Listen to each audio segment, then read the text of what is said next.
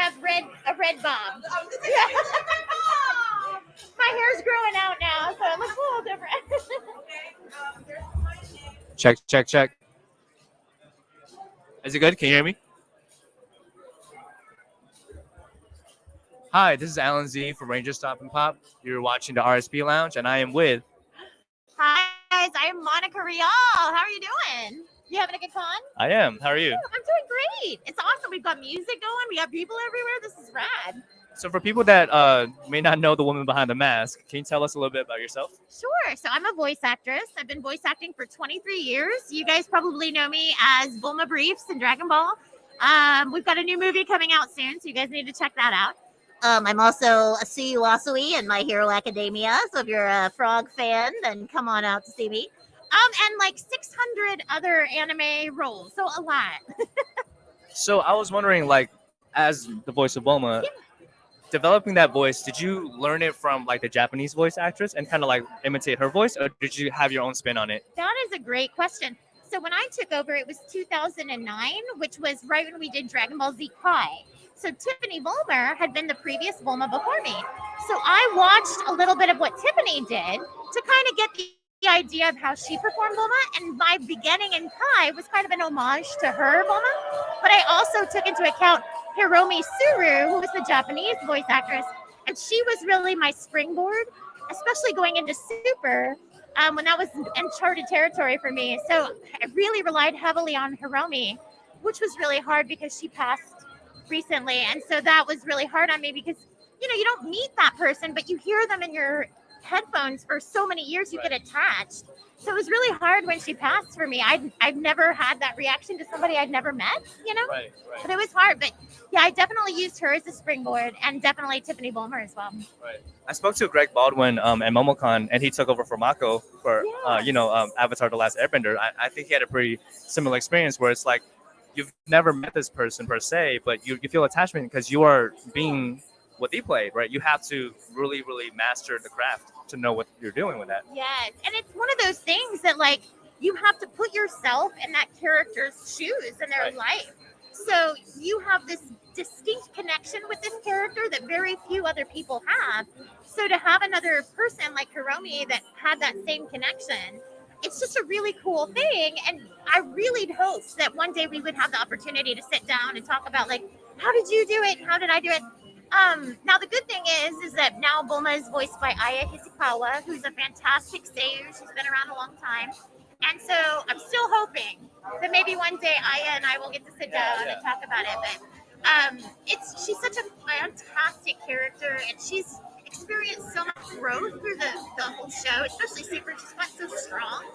And I think she's become such a great role model, you know? In the beginning, maybe not as much because she was just looking for the Dragon Balls to find a boyfriend. But now, like, I call her the Iron Man of Dragon Ball because she's got the smarts, she's got the, and she can invent pretty much anything. She's got the money. Yeah. So I really do feel like she's kind of become like the badass. Yeah. You know? I love your passion for the character. I love her so much. Yeah. I really do love her. So aside from Dragon Ball, like, I know you've done My Hero Academia as well. So if you had a quirk, like if you were able to just choose a quirk, what would you choose? So I love to travel and I love food, but I don't love airports. You know what I mean? So if I could do anything, I would want to be able to, like, maybe like bewitched, like twinkle my nose or like blink my eyes and just be wherever I wanted to be without having to like go to an airport or go through TSA or any of that. Plus, how cool would it be if I'm like, hey, Paul, you want to go have like pizza in Italy real quick? Like, boom, let's go and eat and then come back. Yeah. That would definitely be my part. I feel like Elon Musk is working on that. Right? Like that, totally. Yeah, that's the like, next step. Get on it, man. Get on it. So, speaking of just, different roles that you had, are there any roles that you're particularly fond of that, you want people to know that you're a part of? Like, like aside from the most famous ones like Bulma and stuff. Yes. Oh my gosh, that's such a great question. There's some really great shows that I feel like not enough people have been watching. Well, Assassination's Classroom was just on Toonami, so I feel like that one's kind of building up more of a fan base. But there's so many great shows out there, especially this season. I'm working on a show called Dawn of the Witch. That one's fantastic. another show we're working on called Tamagotchi Game, which is kind of like a Squid Game anime style. Oh my gosh, I'm working on Tsukimichi Moonlight Fantasy. My character Tomoe is such a badass. I love her. Second seasons of Kuzuki Wants to Hang Out are coming out soon, so that's exciting. As well as Golden Kamuy. If you guys haven't seen Golden Kamuy, it's a really great show. It's got a little bit of everything in it. But yeah, I always tell people, like, if you want to know what anime to watch, like, come see me. We'll talk. I'll figure out what your favorite genres are, and I'll give you at least 2 or 3 to watch each genre. Well, I mean, I would love some recommendations. So I'm a big fan of shonen, right? So I like stuff like Hunter x Hunter, Attack on Titan, Yu Yu Hakusho. Do you have a recommendation for me or the audience that you're like, oh, this is a really good shonen? Oh my gosh, there's so many. I mean, other than, of course, My Hero, I feel is like the big one right now. And that's the one that I've really been talking about the most because I feel like, especially during the pandemic, a lot of people that never watched anime before, I think they ran out of things to watch. And they're like, well, let's just try this anime stuff and see what happens. And then they got hooked, and that's kind of been their gateway into anime. So I can't say enough good things about My Hero. It's just got a great message, and I feel like it's family friendly too. Dragon Ball is great, but I feel like if you try to get a 4-year-old to watch Dragon Ball, they might be like checked out pretty quick. Whereas My Hero, like, we get little bitty kids that are totally into it. So I think Shigaraki would scare me if I was a kid, but most of the kids these days are fine with it. I wouldn't recommend Demon Slayer for a 5-year-old. Oh, I know, right? That show, one, it is great, but I just started that one, and it's so good. But yeah, I don't think 5-year-olds can handle Demon Slayer. I love My Hero too. I love that show. So I love your character too. So she's so great. I love her. So, quick question about, like, I guess, because I know you have an enthusiasm for anime. Were you always into it as a kid, or did you develop it as you became a voice actor? That's a great question. So I think in the beginning, I've always loved anime, but I didn't know it was anime, if that makes sense. Yeah, I didn't know Pokemon was anime until, like, when you're a kid, you're like, oh, I don't know what this is. It's a cartoon, and I love it. So I grew up with, like, Sailor Moon, Voltron, Thundercats, like, all of these shows that I loved. Speed Racer, I had no idea they were anime. Right. But then my family lives in Spain, and we went to go visit my family. And one morning, my brother came to me, and he's like, Monica, I need you to get up. He doesn't speak Spanish as well. So he's like, I need you to translate the show for me. And it was a little show called Las Bolas de Dragón. So it was Dragon Ball way back in the day. Yeah. So I got up and translated it for him, and he fell in love with it. So I started watching it with him, and I'm like, okay, this is pretty cool. But then he started getting into, like, Akira, Ghost in the Shell, and I was like, okay, this stuff I can really get into. And that's when I recognized that it was anime, and I started learning more about it.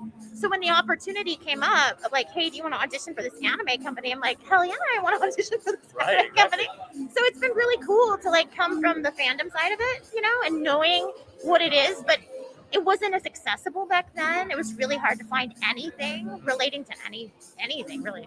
So it's been really cool to kind of watch the industry and the fandom grow and change over all of these years. But yeah, coming from the fandom to this side has been really, really fun to watch. Right, because I never would have expected this to become mainstream, right? No. It was a very niche thing, and now it's very accepted. Yeah, it's amazing to me. Like, I'll scroll through TikTok, and it's like, every single video, it doesn't matter if it's anime related or not. Somebody's got a wall scroll, they've got a t-shirt on, there's anime in there somewhere. If you had told me 10 years ago that this would be the case, I would have been like, you're crazy. That's not going to happen. I avoided watching anime for so long because it was like, I mean, I'm Asian. It's like, they're going to think, oh, of course you watch anime. So, but it took my non-Asian friends to be like, dude, watch this. It's really good. And as an adult, when I watched it, I fell in love with it. So similar to what you said, I would have never expected it to be like this thing where everyone accepts it. And I think it's really cool too because it's opened up so many young people's eyes to other cultures. So now you have kids that understand things about Japanese and different Asian cultures that they never would have learned in school or they never would have been taught. Like, for example, like, I'm sure you know, like, Goku was based on Sun Wukong, which is the Chinese folklore of the Monkey King. But, you would never know that unless you, like, delved into the history of Dragon Ball Z. Right, and it's been fantastic, too, because, like, now as anime has gotten even bigger and larger, we're now seeing animation coming from China that is very much in the style of anime. We're also seeing anime that revolve around, like, I did a show called Yona of the Dawn that is based on a Korean folktale. And so the names are Korean. So it's been really cool to kind of see how it's branching out, and it's not just about Japan anymore. We're learning about all different kinds of cultures, and I think that's so cool. So, I also know that you were a part of Hello Kitty, which is like, even if people have never seen it, you know the sticker. It's iconic. So Yeah. I guess like I wanted to talk to you about that and see what your thoughts on that show and just that the whole phenomenon. It's been really cool. I think there's so many of us Hello Kitties because I feel like Sanrio doesn't want any one person to own the kitty, as it were. But it was one of those situations where I've always loved Hello Kitty. My best friend growing up, hi Mickey, Mickey Takase, was Japanese, and so she would bring back these little gifts for me, little Sanrio things. I just fell in love. My first job ever was at a Hello Kitty store in in Houston, in a little Sanrio store. So my love for Kitty runs deep. So when the auditions came up, I was like, oh my God, this is my moment. Surely they're not going to cast me, but I'm going to audition. And as luck was on my side, and Sanrio actually chose me to be Hello Kitty, and I about died. It's still the biggest accomplishment of my career. That's Bulma's pretty big too. Bulma's too. Yeah, that's number 2, definitely. This was just the first one that I was like mind blown. Like, oh my God, I'm going to be Hello Kitty. And it was really cool. It's a show called Hello Kitty's Animation Theater. Okay. You can find it on YouTube. I don't know if it's in print anymore because it's an older show. It was on television I think in the early mid 2000s. But it's all about Hello Kitty and her friends acting out fairy tales and stuff. It's so adorable and so cute. But to get to be a part of something that iconic, it's just huge. And now it's actually given me an excuse to buy all the Hello Kitty things. So I still This have is for work, okay? I mean, I still have like the Hello Kitty toaster, the Hello Kitty hair dryer, and I will own that stuff probably until I'm 80. No, that is amazing. Yeah, I honestly feel like cartoons and anime keeps you young, right? Yes. It's like, why look at boring things like taxes or I don't know, like, right? It's like this is the stuff that keeps you youthful, right? Exactly. I'm 46, and every time I tell people that, they're like, No, you're like 25. and I'm like, they're like, how do you stay so young? And I'm like, well, I work in animation, and I choose to stay young because I don't think about my age. I think about what I enjoy and what I like. Like, don't let people tell you that you can't wear certain things after a certain age, or don't let people tell you can't have a certain haircut or whatever. Like, live your life and be you and have fun, and then life's much easier that way. I think at your age is kind of bollocks, you know? It's like Yeah. you should feel youthful at any age, right? Exactly. And now, I mean, like, you see J-Lo at 51 in a bikini, and I'm like, well, dang. Yeah. I hope I look like that at That's 51. gonna be you in 51. I really hope so. So is there anything? I know you've listed a bunch of. Oh, we're wrapping up. We talked about. Okay, so just make sure you have your social media plugs and everything like that. Can we let the audience know where to find you? Sure. So I'm on Instagram and Twitter as @Rialisms. That's RIALISMS.